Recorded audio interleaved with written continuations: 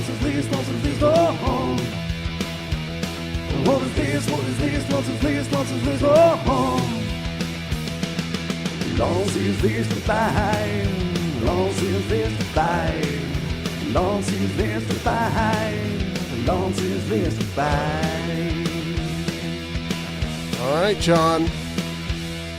Other than 2001: A Space Odyssey, which made the list yesterday in the number one spot, which is why we kept it up on the big board today. And I forgot to erase it. Well, I'm trying to provide you narrative cover. Sorry. I'm trying to give it more flavor. And what do? You tell the truth. John, other than 2001: A Space Odyssey, I want you to name the 5 films that you truly feel never need to be remade. We already know one of the 5 because you had a breakdown halfway through here. So maybe that should be number 5. I don't know. But let's start with number 5 on LUNCE'S list. Is this Godfather? Godfather and all the sequels, probably. And all good mob movies. All good okay. mob movies. Wow. All right. What about bad mob movies? Bad mob movies can be remade. Jeff, do you have a favorite mob movie really quickly? Do you have one that stands out amongst the pack for you? Great answer. All right, let's go. That's not my genre, really. That was fantastic. It's honestly not really my genre either, but there's a lot of quality movies within that genre. Now, I think The Godfather is overrated, and the franchise is overrated. It insists upon itself. It does insist upon itself. It's a Family Guy joke. Yeah, I'd say it is. Okay, Goodfellas is probably my favorite one, but I say this because while I don't really care for The Godfather necessarily, I do care for movies like Goodfellas. And on the TV side, The Sopranos, you cannot, and I will firmly back this up, you cannot make a mob movie today. Period. End of story. Because the mob as it was versus whatever organized crime is nowadays is has to be, I'm not a mobster or anything, has to be totally different. Modern day mob movies, tough to make. I think the best way to approach the mob now is what we saw with like The Town. No, not necessarily. Something that's like very recent, like within the last year. I'm with you, Tim. I like that. Fine. I'm just saying, I think the best approach if you're going to do like older school mob movies, and I use that very loosely, is like what they did with Tulsa King. I don't know if you watched Tulsa King. I did not. But Sylvester Stallone. It's basically he's an old school mobster, was in jail for a long time, comes out, tries to come back. Hey, I'm going to live my old ways. Hey, you can't do that. It's a different day and age now. He's got to go somewhere else and try to establish basically a new part of the family. And he runs into, I mean, this sounds bad, but he runs into all kind of hijinks of the new, hey, it's 2023, I guess 2022, whatever year it's supposed to take place. That it's kind of funny in a way, but it also very much brings the real mob mentality to it. And that's more of the way you do mob movies as those mob movies are, but in the current day, if that makes sense. It's not the same kind of thing. You cannot recreate what you had with all the classic mafia stuff back in the day. So I think that's something you need to totally leave alone unless you do. You could go the Town route. You can go the Tulsa King route. There's things you can do, but it can never be that ever again. Rockstar, can you tell me in Tony Soprano's voice why mob movies should still be made today? But it's a bit of a situation. The situation is that we just need to bring more family. We bring the family together, go out with college with Meadow. That's about it. Thank you very much for that. It's always been a situation. I forgot that we can't Situation and gabagool are always the words that. Situation about the gabagool. Okay. She made my wife makes the best mozzarella. She does the best mozzarella. All right. That Also, one of the best office moments there, the gabagool. That gets me every time. Can you please go to number 4? I'm sorry. You're okay. Oh, all right. Number 4. Jeff is like, what in the hell did I sign up for? I was not expecting this. Oh, my gosh. All right. Number 4, 5 movies that cannot be remade. Yeah. It would be Totally agree with Back this to one. the Future. finally some DeLorean love. Yeah, it took long enough. I know that was something. Jeff very rarely punches walls. But when he heard the DeLorean did not make top 5 movie cars, Jeff, you were irate. You called me and immediately, you were drunk, and you called me and you crushed a beer can. I remember, I must have been. You crushed a beer can on your head during our phone What's call. wrong with him? And it drew blood. You were very upset. No, I was honestly more upset that the Smokey and the Bandit Camaro was, or no, Smokey and the Bandit Trans Trans Am Am was not on there. Yeah. Okay. But it would have been on the DeLorean would have been on my list too, and it would definitely been on this list. It was This is number, a it was makeup. number 6, by the way. I didn't say it was terrible. It's You know let's how not referees forget that. make makeup calls? This is John making a makeup call No, right here. look, That's I what this love is. Back to the Future. I know it's like Rockstar is not his favorite, one of his favorite movies of all time, but also It's one of my favorites. Also one where I like the second one better. But overall, you can't do something like this moving forward. I feel like it's something that every now and then might go through people's minds of like, hey, that was a cool thing. Let's go even further in the future, or let's go back to what it was in 1985 or whatever. You just can't do it. You got to leave it alone. I thought, was there not something they said the clause that Zemeckis and Spielberg said that we're never going to remake this like something like, because that always is brought up when somebody starts saying they're going to remake Back to the Future. Once they go away, though. Yeah. I saw a fan casting here recently of who should be in the two parts. Tom Holland as Marty McFly, and Doc. I don't hate it. Doc being played by Robert Downey Jr. But Oh, I don't like the Robert Downey Jr. I don't like the Robert Downey Jr. I don't mind the Tom Holland, but I don't like the Robert Downey Jr. just throwing it out there. But there's all kinds of fan castings with those two roles. They're iconic. Would you go see the Back to the Future musical on Broadway? We did a trash story. I really do think I would consider. I hate musicals, and that's something I would be interested in seeing. They said like it's a game changer because they actually bring a real DeLorean on the stage, and everything is supposed to be game changer when that happens. Stupid car. Look, They said they couldn't get an I Ecto-Mobile. got to keep the appearance up. Look, I think they do a really good job with a lot of the musicals that they do on Broadway. Beetlejuice, we were talking about Beetlejuice yesterday. I mean, the Beetlejuice, which is coming here to Birmingham next year, was incredible. But it also completely changed the story. Basically, the characters are the same, and very simple story fragments are the same, but they changed how they did certain things. I don't know if they would do that with Back to the Future or not, but that's something I would not want to see with Back to the Future, but I did like it with Beetlejuice. So it all depends on how they ultimately do that. And Rockstar, you said the guy that played Biff is Thomas Wilson. Thomas Wilson is really nice in person, right? Didn't you He meet him is. in He person? was one of those. I've met a lot of celebrities. Got to talk to a lot of musicians and celebrities, but he was one of the first like iconic film actors I saw. And when he was in studio with us, we were in a commercial break, and he was talking to Lance and Ian, and I was just staring at him.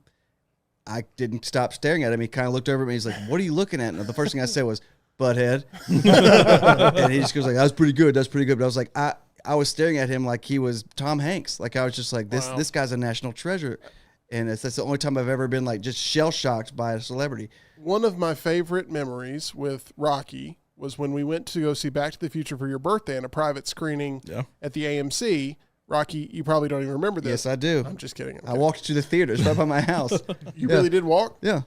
You should have taken the DeLorean there. It would have been great. Oh, that's a terrible call. Might have broken down. Yeah. Probably. I mean, Yeah. you know. So, or been shot to death before you got to the thing because all those gangsters would be coming up looking for the plutonium. Okay. Libyans. Yes, Libyans. My question is not really a question, but my memory here is that during the movie, since it was a private screening and there were only like 20 of us, that Rockstar would yell something out during the movie of something that was about to happen because we've seen this movie 1,000 times. And then I would yell something out in the movie. He would laugh at my jokes. I would laugh at his jokes.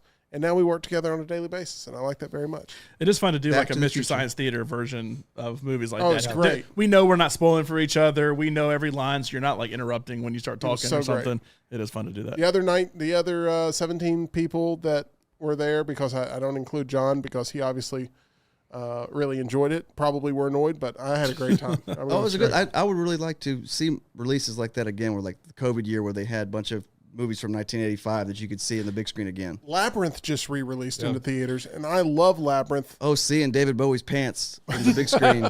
I mean, was he the Goblin King? Yeah. I mean, that's That's one I've tried to watch multiple times, and just it's not that I haven't liked it. It's just I'm always trying to watch it going to bed or something like that, and I haven't finished it, so I need to go see it. We should all go see Labyrinth. Not a good movie based on David Bowie's pants to see in 3D re-release. That's not something you want to do. You said not. Not. Okay, Not. not. I was looking forward to it. Not. No. Rockstar walking into the showing with his 3D glasses and his Dune popcorn bucket. Let's go to number 3 on Lunce's list, but they only had just like 2 showings on one day at one theater, and I couldn't see the What Labyrinth was re-release. the little goblin's name? The friend of Jennifer Connelly. That Yes. My name's Hoggle. yeah, Hoggle. Hoggle. I think it's Hoggle. That mask good? that mask is actually was found at the prosthetic is at that airport or the unclaimed baggage thing in Alabama. I love the little worm that pops out. Hello. Yeah. I saw that. And the hands that grab her. Oh my No gosh. thanks when she's falling down. Gosh, I love Labyrinth. The There little you go. fox guy, yeah. The Bog of Eternal Stench. All right. Number 3. Overrated. Big Lebowski. Sorry. It's not my favorite Coen Brothers movie, but I thought it was the one that best That's would just your opinion, man. illustrate my point here. That I feel like everything the Coen Brothers have done has been very of the moment. They're like Big Lebowski was very of the moment. Oh Brother Where Art Thou is probably my favorite movie of theirs. It's very much of the moment. I don't know that you can. They've had a lot of classics, and I don't know that you can remake any of them. Now, I agree. They did Fargo as a TV show, but it's not like just straight up remaking the movie. So there's stuff like that out there, but almost everything they've done. And honestly, I'm not a giant Coen Brothers person in general, but they do have plenty of quality movies. They have a very large filmography in general between the two of them, either together or separate. But all of their movies fit a moment in time and cannot be remade for 2024 and beyond, I think. I want to get into some of y'all's lists that you're throwing there in the chat. Let's go to Brock, who says, at number 5, and this is a movie that both you and Rocky love very much, Pee-wee's Great Adventure, Yeah, but I need to leave that. it's Pee-wee's Big Leave it Adventure. alone. Big Adventure. Yeah, you can't make. Who's going to play Pee Wee? Oh, what's the guy's name from Sheldon from Big Bang Theory? I seriously think he would be the perfect Pee Wee. Probably Jim so, Parsons, yeah. That's one thing that Rocky, you and Jeff have in common is a big love for Pee Wee Herman. I was obsessed. It was uncomfortable. It was a bad Did you obsession. see that movie re-released in the theaters at some point? I'm not. I would go Pee-wee's see Big it though. Adventure? Absolutely. That movie always freaked me out. Oh, it was a scary movie. Like that's not a movie you should see That may as have a been child. 1984, so it may come out of the theater. Yeah, it's this year. Tim Burton's first directorial film, right? It was Towards the scary. view. It was scary. They do them on every 20, 30, 40 year Yeah. anniversary. So Yeah, Brock also throws out Porky's, Harley and the Marlboro Man, Hooper. That's Don Johnson and no, it's Mickey Rourke and Harley Davidson, the Marlboro Man. Yeah. And Helen and Louise. I don't know what. Thelma. I think It's Don Johnson and Mickey Rourke. Brock. Yeah. I think you need to work on your titles here Yeah. a little bit. And then we have Brian bringing some heat here. Number 5, Sixth Sense. Any twist movie like that, Doesn't you can't, work. you can't It remake. just doesn't work with a Yeah. remake. Doesn't work. I tried rewatching The Sixth Sense a couple of years ago. I think we both did. We did a podcast It's tough. for a rewatch. I don't think it holds up well. Don't think Donnie it holds Wahlberg up well. I looks think rough, it's doesn't he? fine, but you cannot watch it once you know the twist. Yeah. That's the problem. Anything with a twist can't be remade because you are gonna know unless you absolutely change the movie. In which case, it's Well, not I really a argue remake. against that because I was probably one of the few people that enjoyed The Village, and I have watched that. I wouldn't watch it multiple times, but I've seen it again, just looking for clues and stuff like that for The Village. Yeah. Donnie Wahlberg, underrated actor in my opinion. Sixth Sense for Brian at number 5. If there were 6 spots, that would have been perfect there. Number 4, Shawshank Redemption, which everyone loses their mind over, and that's great.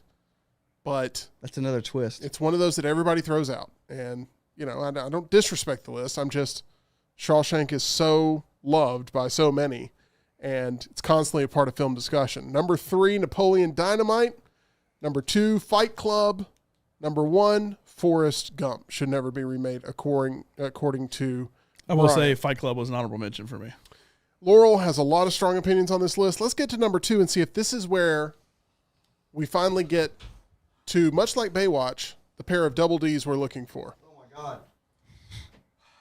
Is that a bad joke? No, David Duchovny. No. Is this the one? Dungeons and Dragons. There it is, double Ds. Donnie Darko at number 2. That's what the double Made it Ds easier were. for me to just write 2 Ds. Yes, Donnie Darko. I thought that was a funny Baywatch transition. I thought that was good. I thought it was pretty good. Thank you. Now, this is obviously going to make the list because with the Crow remake, reboot, whatever it is, we brought up how that's very much a cult classic. And I said, yeah, you can't remake cult classics. They are cult classics for what exactly they are. And I used Donnie Darko as the example. So very much so, you cannot remake Donnie Darko. Obviously, Jake Gyllenhaal cannot play a school-age child anymore in that, nor his sister, Patrick Swayze, obviously. Yeah, you would have to recast such iconic roles from that movie. One of the best things about Donnie Darko, though, is the lesser cast in that. People like Seth Rogen, Drew Barrymore. There's a lot of people in that The like big Jenna giant Malone. bunny. the big giant bunny. What'd you say? Jenna Malone. Jenna Malone is in it. She was in Love Lies Bleeding, John. Did you know that? She was in Love Lies Bleeding. They so bad want to see us fight. We won't do it. We're not going to take Best the movie of bait. the year, yeah. No, you can't remake the absolute cult classics out there unless it's like, I say that and I use The Room as an example. That's a cult classic for being so bad it's good. If you're making fun of it, like what The Disaster Artist did or what Bob Odenkirk did with his version, that's fine, but this is not one of those. This is a serious movie. This has twists to it. This has so much that you just can't touch it. If I had given you a list today of 5 best Jake Gyllenhaal movies, this would have been number 1 for you. Yes. I believe. Or the 5 best, the 5 favorite. Yeah. It can be 2 different things there, but I don't think Roadhouse will ever make your list. Roadhouse will not be on that list. Have you seen Nightcrawler? I have seen Nightcrawler. I like Nightcrawler. Okay. I like October Sky. I like his movies. I didn't say he was bad. I just said he's not the notice? single best actor to never win an Oscar. I was just checking to see if you've seen Tom Nightcrawler. Cruise hasn't won an Oscar. I think that one's the best. Miles ahead of Jake Gyllenhaal. He just gets angry and starts arguing, and we're not yelling at him. Do you ever notice that? It scares me very much. You implied I didn't like his movies. I do. He's not the best to never win an Oscar. Any honorable mentions before we get to number 1? Fight Club was an honorable mention. Not my favorite movie for Brad Pitt or Ed Norton or anybody, but good movie. The Green Mile is one I actually could see them one day doing. It kind of falls along the same lines as Shawshank. It's a Stephen King, very much a Stephen King adapted thing already, so it's already kind of using source material. Home Alone, I considered. I feel like that cannot be remade. Little old school Wizard of Oz, Sound of Music, 2 movies that cannot be remade. Now Wizard of Oz, I know with Wicked and stuff, lives on, but just the Wizard of Oz you can't do. Sound of Music is a classic. You can't touch that, I don't think. Silence of the Lambs, I know there's a million Hannibal things out there, but you can't just remake that movie and replace Anthony Hopkins and Jodie Foster. And then Revenge of the Nerds. I know you love Mads Mikkelsen, but you can't replace what that single movie was, though. And then Revenge of the Nerds. I don't think you can remake Revenge of the Nerds for what it was with technology back then and try to bring it to technology today. However, I fully believe in the next 10 years we will get a Revenge of the Nerds reboot. Okay, those are pretty strong there. I noticed the numbers on your list. They keep going down and down and down. And I noticed yesterday during our weigh-in, the scale keeps going down and down and down. At Way to Wellness, we like seeing those numbers plummet. What's wrong with that? That's a really good setup for something we're very excited for. We're excited for number 1. What is this? That's a big number there. We've been excited about partnering up, John, with Way to Wellness. Tell the good people about what program they can join to get to an even healthier situation here in 2024. LUNCE'S List is only 1, 2, 3, 4, 5, but 18. That is the number yesterday when Tim and I went that we had dropped since our last weigh-in. Thanks to our friends from Way to Wellness. Go to aplanforme.com. You can learn more about Way to Wellness there. Everything Leslie and her board-certified team can do for you. They've done great for me. I'm over 40 total. Tim is starting that journey as well. Jim Dunaway obviously has done really good. My dad has done good. A lot of people on that program. So make sure to go visit them, get that consultation, see what is right for you at Way to Wellness. Let's go to number 1 on LUNCE'S List. This is the big unveiling. Jeff, I know you're very excited. You're on the edge of your seat. Oh, God. Yes. Serious. I don't know. What did John just do?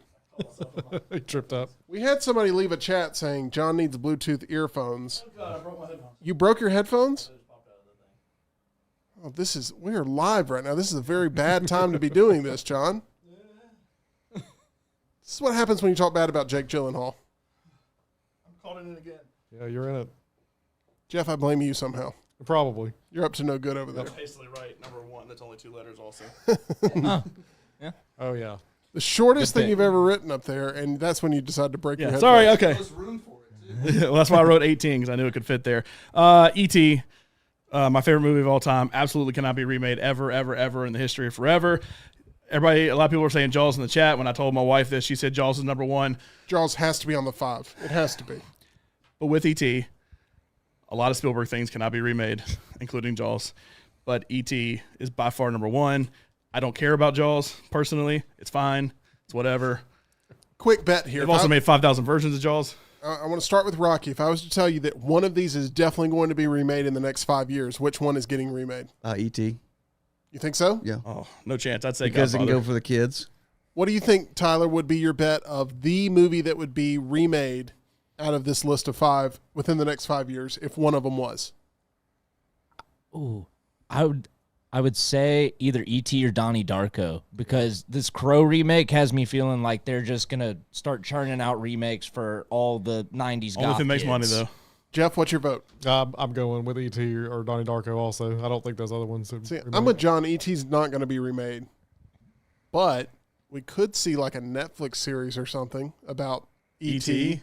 Oh yeah, I wouldn't be shocked. Only because of Stranger Things working, but I feel like Yeah, bringing back just the character of E.T., not doing a full-on remake, but just relaunching like the where character. is he now? Yeah, something. I also feel like the general. Maybe I'm wrong on this. But I feel like the general audience with just straight up practical effects looks down on that now because, well, CGI is to a point now. We can do whatever we want to.